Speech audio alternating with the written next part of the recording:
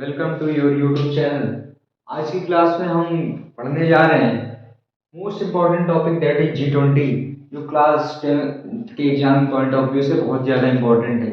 ये आपका extra topic add हुआ है जो इस एग्जाम में आपके आ सकता है, दैट इज G20। G20 का मतलब क्या है? G20 का जो फुल फॉर्म है उसका मतलब है ग्रुप ऑफ 20। इसमें क्या है कि आपकी 19 कंट्रीज और यूरोपियन यूनियन मिलके इसको बनाते हैं। पहले बेसिकली था क्या?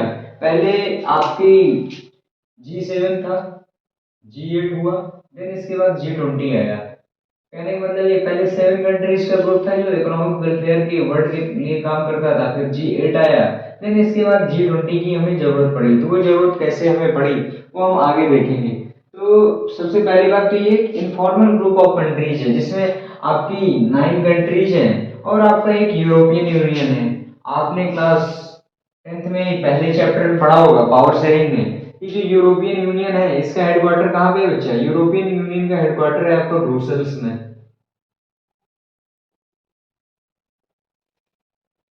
अब इसमें तो क्या है कि 19 कंट्रीज है और आपका यूरोपियन यूनियन है, और यूरोपियन यूनियन इंडिया का सबसे लार्जेस्ट ट्रेड पार्टनर है। इसके साथ साथ इसमें जो रिप्रेजेंटेटिव्स होते हैं वो इंटरनेशनल मॉनेटरी फंड और वर्ल्ड बैंक के भी रिप्रेजेंटेटिव्स आपके G20 में होंगे। अभी हाल फिलहाल में आपकी G20 की प्रेसिडेंसी आपकी कंट्री इंडिया ने करी थी। और दूसरी बात, G20 का कोई भी परमानेंट सेक्रेटेरिएट नहीं है और ना ही इसका कोई हेडक्वार्टर है। कहने का मतलब ये है कि G20 का कोई परमानेंट ऑफिस नहीं है, ना ही इसका कोई हेडक्वार्टर है जहां से इसका मैकेनिज्म किया है। बट यूरोपियन यूनियन का हेडक्वार्टर है आपका ब्रुसेल्स। अब G20 की फॉर्मेशन की हमें जरूरत क्यों पड़ी? G20 फॉर्मेशन की हमें जरूरत इसलिए पड़ी क्योंकि 1997 और जो 1998 का टाइम पीरियड था, एशिया में एक फाइनेंशियल क्राइसिस आ गई। अब ये जो G7 था इसमें तो आपकी जैसे कंट्री है यूएसए, यूके, इटली, जर्मनी, ये लोग अपने वेलफेयर के लिए तो काम कर रहे थे। लेकिन जब बात एशिया की आई तो एशिया के लिए कोई भी ऐसा इकोनॉमिक ऑर्गेनाइजेशन नहीं था जिससे हम कल एक मेजोरिटी इसके साथ या यूनाइट वे में हम इकोनॉमिकल डेवलपमेंट कर सके। इसलिए हमें जैसे हमें एशिया में फाइनेंशियल क्राइसिस फेस करी, हमें G20 की जरूरत महसूस हुई। फिर हमने G20 का फॉर्मेशन किया और जो G20 का पहला समिट हुआ था, G20 का पहला समिट हुआ था बच्चा बर्लिन में, और इसको रिप्रेजेंट किया था आपके फाइनेंस मिनिस्टर्स थे जर्मनी और कनाडा के। नाउ वी विल डिस्कस कि G20 में कौन कौन सी कंट्रीज मेंबर्स हैं। जैसे हमने पहले ही पढ़ा कि जो G20 है उसमें 19 कंट्रीज और आपका एक यूरोपियन यूनियन है। तो सबसे पहली बात तो इकोनॉमिक डेवलपमेंट, ये एक इंटरनेशनल फोरम था। तो सबसे पहले हमारे पास आई G7।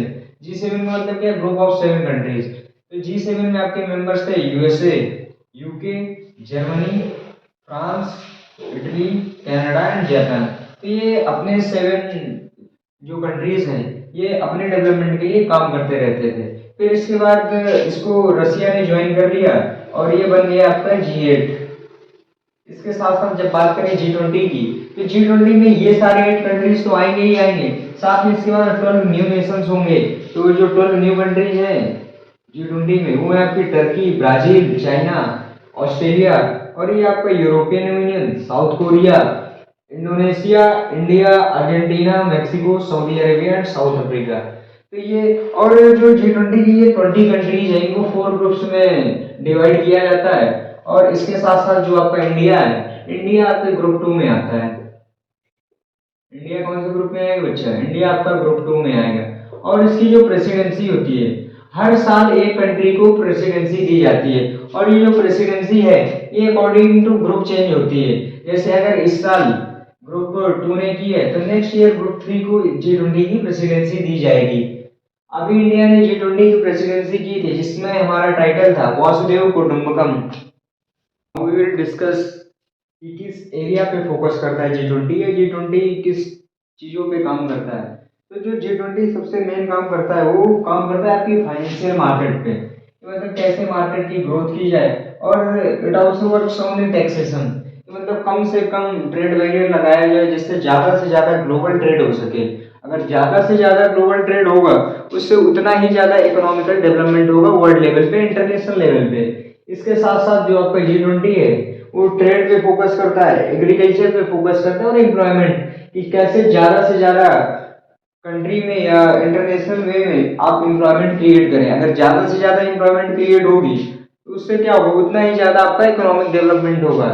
हम हमेशा से पढ़ते आए हैं, ज़्यादा से ज़्यादा अगर एम्प्लॉयमेंट होगी तो कंट्री का डेवलपमेंट होगा। अगर अनएम्प्लॉयमेंट होगा तो कंट्री अनडेवलप्ड होगी या वो लाइवल कंडीशन में चली जाएगी। इसके साथ साथ G20 एनर्जी पे फोकस करता है, क्लाइमेट चेंज पे फोकस करता है और ग्लोबल हेल्थ पे।